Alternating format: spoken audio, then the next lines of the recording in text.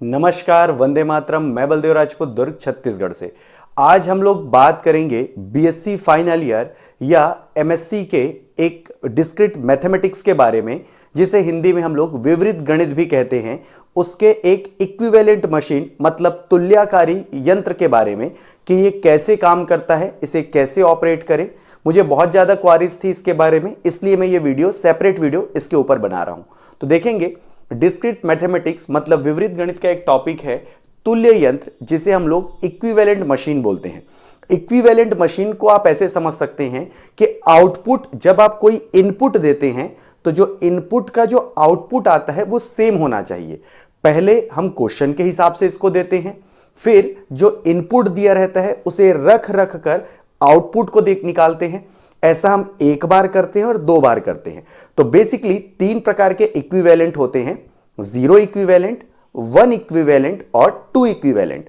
तो देखते हैं क्वेश्चन कैसे आता है। क्वेश्चन आता है, निम्नलिखित परिमित अवस्था यंत्र के लिए pi naught, pi one, pi two का मान ज्ञात कीजिए। Find the value of pi naught, pi one and pi two for the given finite state machine. इस टाइप के क्वेश्चन आएंगे। आपको जो क्वेश्चन देगा एग्जाम में वो स्टेट या अवस्था के फॉर्म में रहेगा। इनपुट 0 और 1 दिया रहेगा और आपको आउटपुट दिए रहेंगे।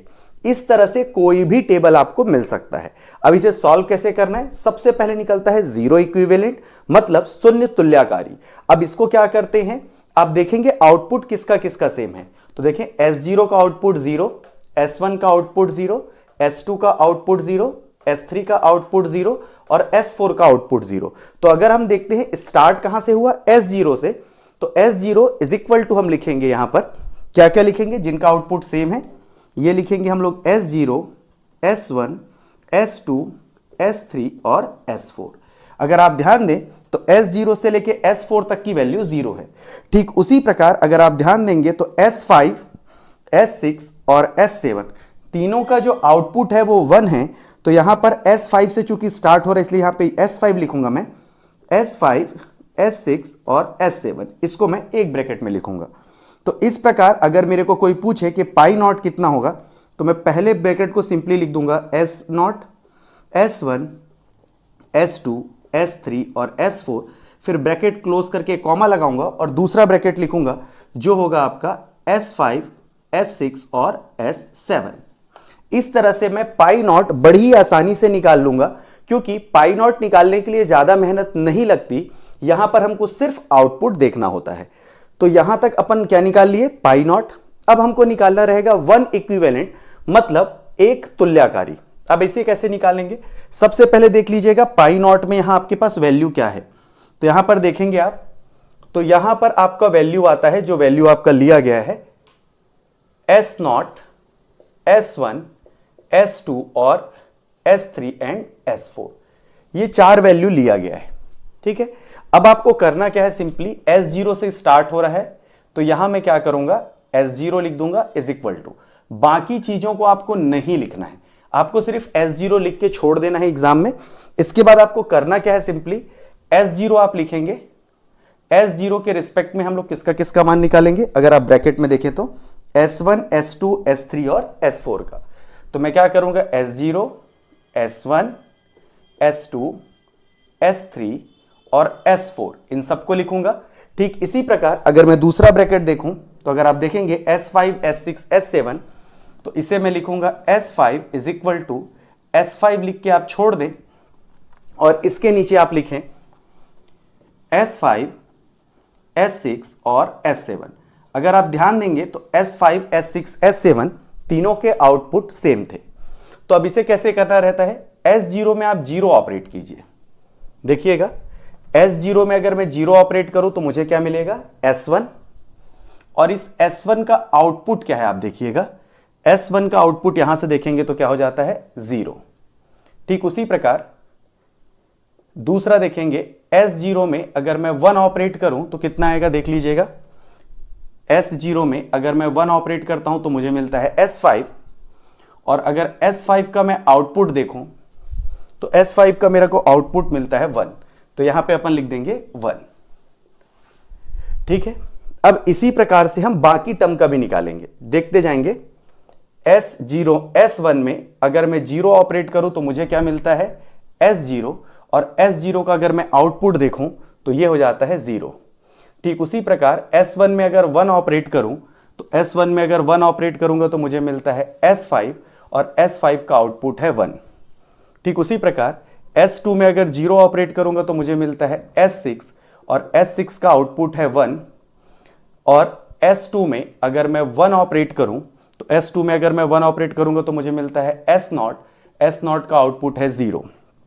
फिर देखते हैं S3 में अगर मैं 0 ऑपरेट करूं तो मुझे मिलता है S7, और S7 का आउटपुट है 1। उसी प्रकार अगर S3 में अगर मैं क्या ऑपरेट करूं 1 ऑपरेट करूं तो मुझे मिलता है S1, और S1 का आउटपुट है 0।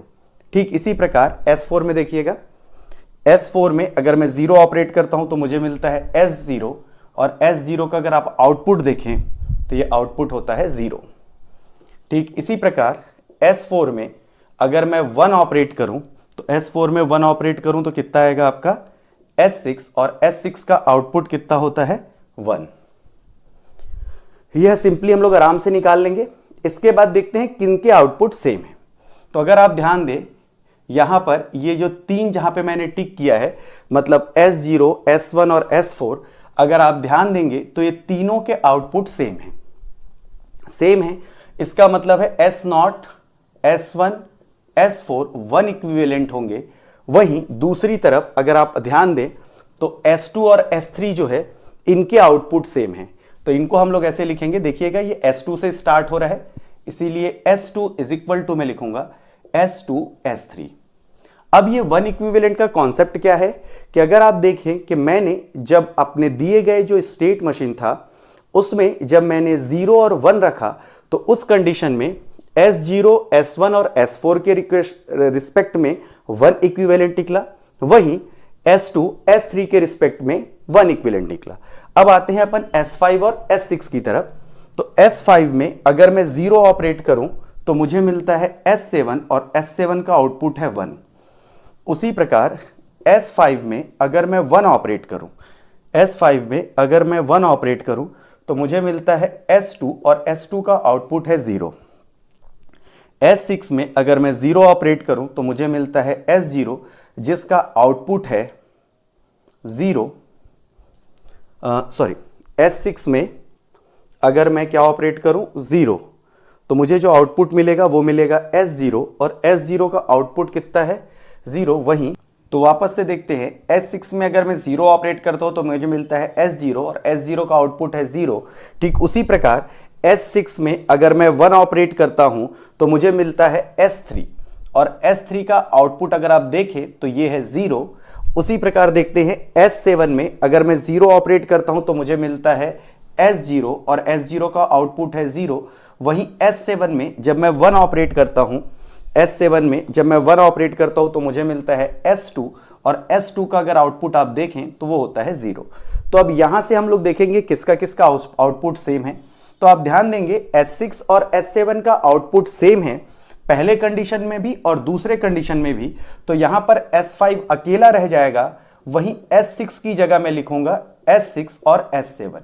ये जो ब्रैकेट है वो ये इंडिकेट करता है कि यहां पर जो वैल्यू है S5 वो इक्विवेलेंट नहीं है S6 और S7 के रिस्पेक्ट में, वहीं S6 जो है वो S6 और S7 1 इक्विवेलेंट है।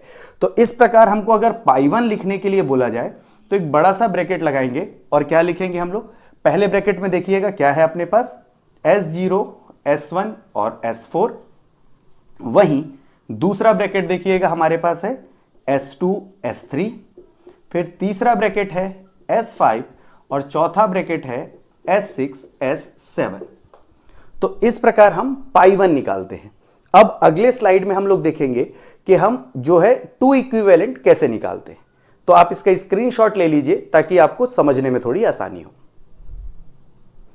तो चलिए देखते हैं 2 इक्विवेलेंट के अंतर्गत हम इसे कैसे बैलेंस करेंगे। तो देखिएगा 2 इक्विवेलेंट स्टेट, इसे अपन बैलेंस करने के लिए ध्यान से देखिएगा, मैंने टेबल को इधर बनाया हुआ है। तो देखिएगा अपने को सबसे पहले 0 0 ऑपरेट करना होता है। 0 0 का मतलब होता है S0 में सबसे पहले हमको 0 लेना है। तो देखिएगा अगर हम S0 में 0 लेते हैं तो हमारा जो नेक्स्ट टर्म आता है वो होता है S1, फिर S1 में हमको 0 लेना है, तो देखिएगा S1 में मैं 0 लूंगा तो आ जाएगा S0, और इसी S0 का आप आउटपुट वहां से देखें तो S0 का आउटपुट होता है 0। उसके बाद दूसरा देखते हैं, S0 में सबसे पहले 0 ऑपरेट करेंगे, तो S0 में 0 ऑपरेट करेंगे तो हमको मिलेगा S1, और S1 में फिर 1 ऑपरेट करेंगे, तो S1 में जब हम 1 ऑपरेट करते हैं तो आता है S5, और S5 का जो आउटपुट है वो होता है 1। इसी प्रकार S0 में सबसे पहले 1 ऑपरेट करेंगे, तो S0 में अगर 1 ऑपरेट करेंगे तो हमको मिलेगा S5, S5 में 0 ऑपरेट करेंगे, S5 में अगर हम 0 ऑपरेट करें तो आता है S7, और S7 का आउटपुट होता है 1। वहीं जब S0 में 1 ऑपरेट किया जाता है तो S0 में 1 ऑपरेट करने पे आता है S5, S5 में फिर 1 ऑपरेट करेंगे, S5 में 1 ऑपरेट करेंगे तो आएगा S2, और S2 का आउटपुट होता है 0। इस तरह हम 0 0 0 1 1 0 और 1 1 के लिए मान निकालते हैं, मतलब आउटपुट निकालते हैं। तो जहां पर मैं राइट कर रहा हूं वहां पे आप देख सकते हैं 4 आउटपुट निकला है। कई बच्चे ये पूछते हैं कि सर अगर ये आगे पीछे हो जाएगा तो कोई फर्क पड़ेगा क्या? तो बिल्कुल कोई फर्क नहीं पड़ता है। आप चाहें तो 0 1 को पहले और 0 0 को बाद में ले सकते हैं, या 1 1 को पहले 1 0 को बाद में ले सकते हैं। बस आपको ध्यान इतना देना है कि आपको 0 0 0 1 1 0 और 1 1 आउटपुट अपने को लेना होता है। अब देखिएगा यहां पर अगर हम S1 की बात करें तो S1 में जब मैं 0 ऑपरेट करूंगा तो कितना आता है? S1 में अगर हम 0 ऑपरेट करें तो आता है S0। S0 में अगर हम फिर से 0 ऑपरेट करें तो S0 में 0 ऑपरेट करने पे क्या आ जा रहा है? S1, और S1 का आउटपुट क्या है? 0। ठीक है, अब देखिएगा S1 में हम फिर से 0 ऑपरेट करेंगे, तो S1 में 0 ऑपरेट किए तो आ गया आपका S0, S0 में 1 ऑपरेट करेंगे तो आ जाएगा S5, और S5 का आउटपुट है आपका 1। ठीक उसी प्रकार S1 में 1 ऑपरेट कीजिएगा, तो S1 में जब 1 ऑपरेट करेंगे तो आएगा S5, S7 में 0 ऑपरेट कीजिएगा, S7 में 0 ऑपरेट करेंगे तो आएगा S0। अब S0 इसको एक बार और चेक कर लेते हैं। S1 में हमने क्या ऑपरेट किया है? सबसे पहले 1, तो S1 में अगर हम 1 ऑपरेट करेंगे तो आएगा S5, सॉरी मैंने यहाँ पे गलत लिखा हुआ है, S5 आएगा। S5 में फिर मैं जब 0 ऑपरेट करूंगा, S5 में 0 ऑपरेट करूंगा तो आएगा S7, और S7 का आउटपुट कितना होता है? 1।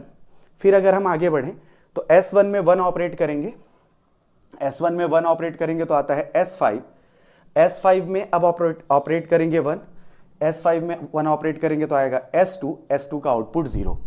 तो अगर आप ध्यान दें तो इसके आउटपुट 0 1 1 और 0 आ रहे हैं, जो कि ऊपर वाले से मैच खाते हैं। अब लास्ट देखते हैं हम लोग, S4 में 0 ऑपरेट कीजिएगा, S4 में 0 ऑपरेट करते हैं तो आता है S0, S0 में 0 ऑपरेट कीजिएगा, S0 में 0 ऑपरेट करूं तो आता है S1, S1 का आउटपुट है 0।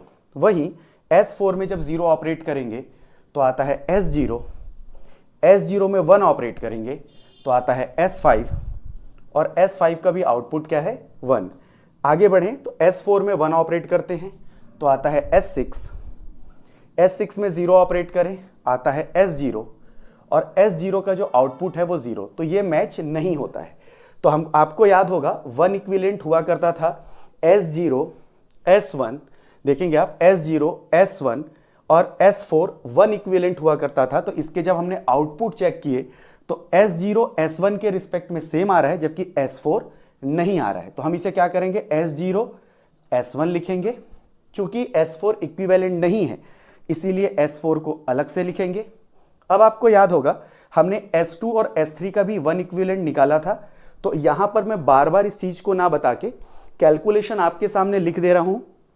आपको मैं उम्मीद करता हूं कि ऊपर वाले टर्म्स में समझ में आ गया होगा कि 0 0 0 1 1 0 और 1 1 लेना किस प्रकार है। अब अगर आप देखें तो S2 और S3 के लिए भी 0 0 0 1 1 0 और 1 1 मैंने S2 और S3 के लिए लिया।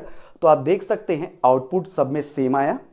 इसी प्रकार S5 में चूंकि 1 इक्विवेलेंट के कंपेयर करने के लिए कोई भी टर्म नहीं था इसीलिए हमने इसको सिंगल लिखा है।